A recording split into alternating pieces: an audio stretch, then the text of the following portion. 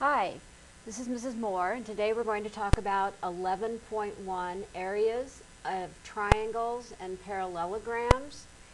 And this is probably a review for a lot of you. We're looking at the area of figures, and we know that the area of a triangle equals 1/2 the base times the height. We also know the area of a rectangle and the area of a parallelogram is very related.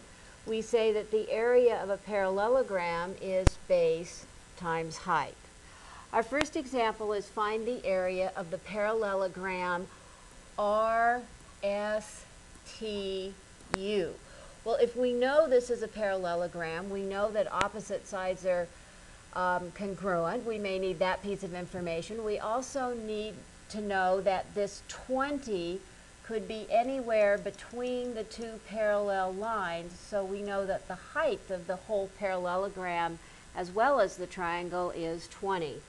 So we're going to find the area of a parallelogram, which is the base times the height. So we have the base is 35. And the height is 20.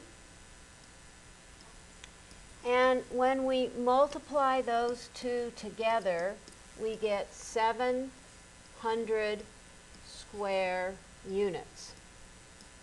We're not given meters or inches or any of those kinds of things, so we just use square inches. Our second example, the base of a triangle is 1/2 of the height. The base is 1/2 of the height. The area of the triangle is 64 inches. So we're going to draw a triangle kind of as much to scale as possible, but we know that it won't be perfect. We know that in order to find the area of a triangle, area being 1/2 the base times the height, that we need to have the height. Now it doesn't matter where the triangle ends up at the top, because we're just talking about the relationship to the base to the height. And it is probably easier to say, okay, we'll say that the base is 1/2 the height, so let's have the height be x and the base will be 1/2 x. And we'll say that the area is going to be 1/2 base times height. Now you could say that the height was 2x, which would make the base x, because that's the same relationship, but I'm going to do it directly from the problem. So we say area equals 1/2. What is the base? The base is 1/2 x. What is the height? The height is x. So I get area. And what do I know as area? I can go ahead and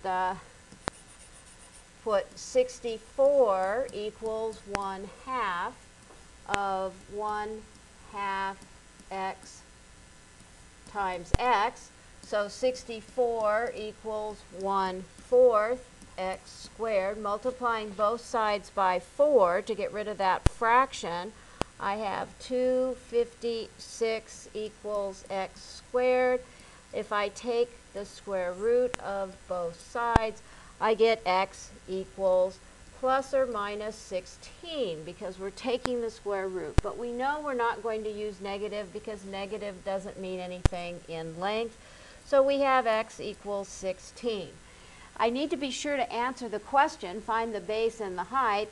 The base equals 8 units. And the height equals 16 units.